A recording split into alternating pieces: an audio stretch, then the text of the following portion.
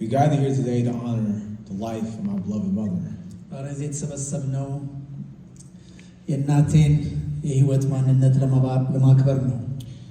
She was a woman whose love and faithfulness has profoundly shaped who I am today.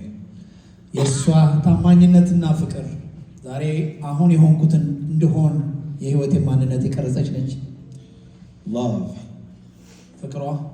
During my adolescence, I was a naughty child. I was a class clown and I got angered easily.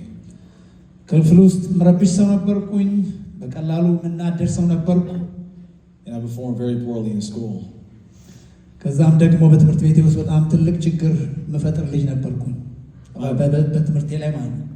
My behavior substantially stressed out my mom, especially while she worked 3 jobs as a CNA.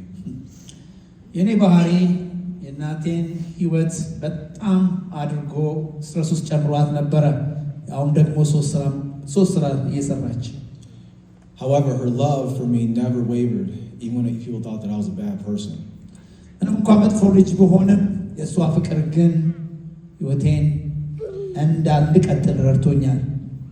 Moreover, she showed this love by keeping the family in togetherness.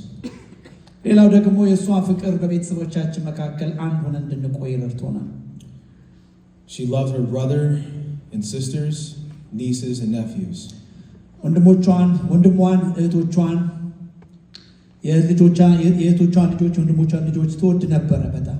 And she especially loved her grandchildren by always keeping them in contact.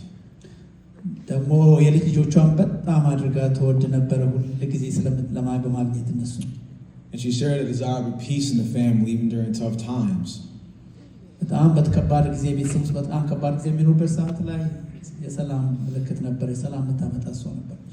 She is the lesson of the importance of love, forgiveness, and family.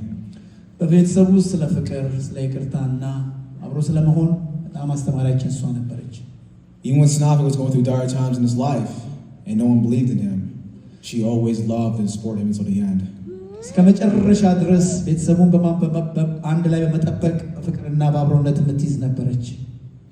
Faithfulness.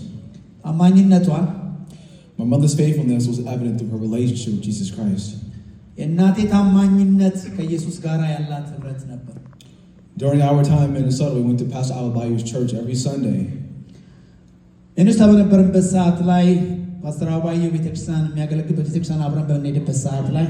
she made close bonds with those in the church. And she continued that path here in the state of Nevada. She always told me the importance of Jesus Christ while growing up.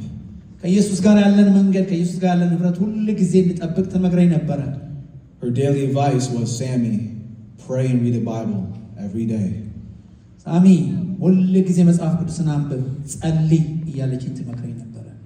After my father and uncle died, I made the decision to listen to her advice. I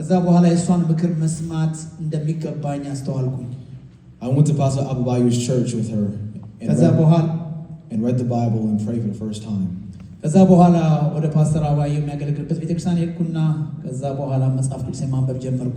From that moment, our bond deepened, and she became my best friend. During the first month of law school, I was about to fail out of law school. I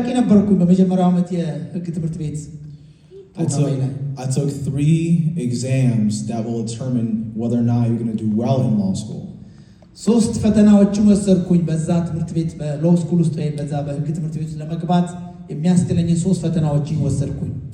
And I scored a 40% in all 3 exams. Because of this, I felt insecure, stupid, and I felt like a loser.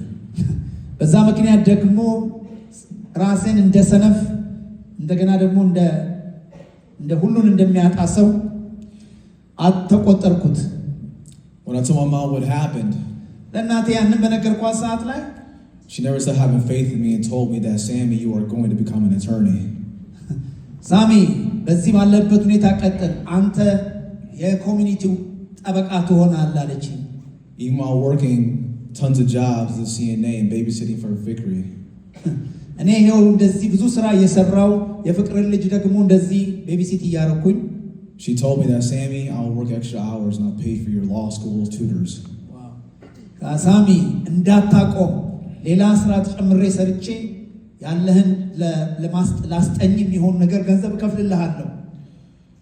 I was speechless. I didn't know what to say because she worked so hard. I didn't think I could ask her for such a big favor. ከዛ በኋላ ይሄንን ከተሰማው በኋላ ከሷ ጋር ትምህርቴን ለመቀጠል ኤክስትራ ፌቨር መሄድ ስራ መስራት ጀመርኩ። But I accepted this offer and I had 2 tutors in law school. ከዛ በኋላ እሷ ለአስጠኝ እንደምታመጣልኝ ስለነገረችኝ የሰጠችኝ ፕሮግራም በመቀበል ትምህርት ቤቴን ቀጠልኩ። Her faith in me and prayers to God helped me excel in school. በሷ እምነት በዚህ አይነት ታማኝነቷ የህግ ትምህርት ቤቴን እንድቀጥል ረዳኝ። Because of this and hard work, በሷ ጠንካራ ሰራተኝነት I made the dean's list. ከዛ በኋላ የዲን ሊስት የሚባል አለ በኮሌጅ ውስጥ እዛ እርከን ላይ ሰክሲድ እንዳደረግ አደረገች። I passed the Nevada bar exam. ከዛ በኋላ ፈተናውንም አለፍኩኝ። On my first try. በመጀመሪያ እንደተፈተንኩኝ አለፍኩኝ። And that exam only has a 53% pass rate. ያ ፈተና 53% ብቻ ነው ማምጣት የሚጠበቅብኝ የነበረው። And I was able to start my own law firm here in Nevada. ከዛ በኋላ ያንን አልፌ ይሄው በዚህ በነቫዳ ውስጥ የህግ ሰራተኛ ሆኛለሁ። Her love and faithfulness were united. የሷ ፍቅርና ታማኝነት አብሮን አያይዞናል። She loved people. ሰዎች በጣም ትወዳለች። She put her faith and trust in God by leaving the outcomes in her life in His hands. ያላትን የህይወቷን ማንነት በእግዚአብሔር እጅ ላይ በመጣል በጣም ትታመናለች። Together, this led a young, beautiful Ethiopian single mother to ከዛ አብረን እቺ በጣም ቆንጆ ወጣት የሆነች ኢትዮጵያዊ ሴት work hard and become a CNA at 2 to 3 different jobs. አንደኛ በጣም ጠንካራ ሰራተኛ ሆና 2-3 ስራዎችን ሰራ ነበር። የሰርቲፋይድ የነርሲንግ አሲስታንት ተማሪ ሆና። Second, she was able to buy her first home in a beautiful suburban neighborhood. ከዛ በኋላ ሁለተኛ ደግሞ በሚኔሶታ ኦክዴል በሚባል ቦታ ላይ በጣም ቆንጆ አንድ ቤት ገዛች። In Oakdale, Minnesota. ኦክዴል በሚኔሶታ ቦታ ላይ። And lastly, 3, she was able to raise 3 sons who became a nurse, a surgeon, and an attorney. ሌላው ደግሞ 3 ጎበዝ ልጆችን አሳደገች። አንደኛው ነርስ ነው፣ ሁለተኛው የቀዶ ጥገና ሐኪም ነው፣ ሶስተኛው ደግሞ ጠበቃ ነው። Most importantly, ከሁሉ በላይ she helped me have a relationship with Jesus Christ. ከሁሉ በላይ ከኢየሱስ ክርስቶስ ጋር የጠበቀ ህብረት እንዲኖረኝ ረዳች። This is who my mother was, a hard-working, loving woman who trusted in God's will. ቺን እናቴን ነው እንግዲህ ጠንካራ ሴት፣ ወዳጅ፣ በሁሉ ደግሞ እግዚአብሔርን የምትታመን እናት ዛሬ በሞት ያጣሁት። And she did so until her death. እስከ መጨረሻ የህይወቷ እስትንፋስ ድረስ። Therefore, everyone, let us bow our heads in prayer. ሁላችንም አንገቶቻችንን ዝቅ አድርገን እንጸልይ። Lord, Father God, we gather here today አምላኬና አባቴ እግዚአብሔር ሆይ ዛሬ እዚህ ሰብስበህናል። with our hearts full of love, faith, and trust in your will. በፍቅር በመታመንና በአንተ ላይ በመደገፍ We thank you for the honor of allowing us to know who my mother was.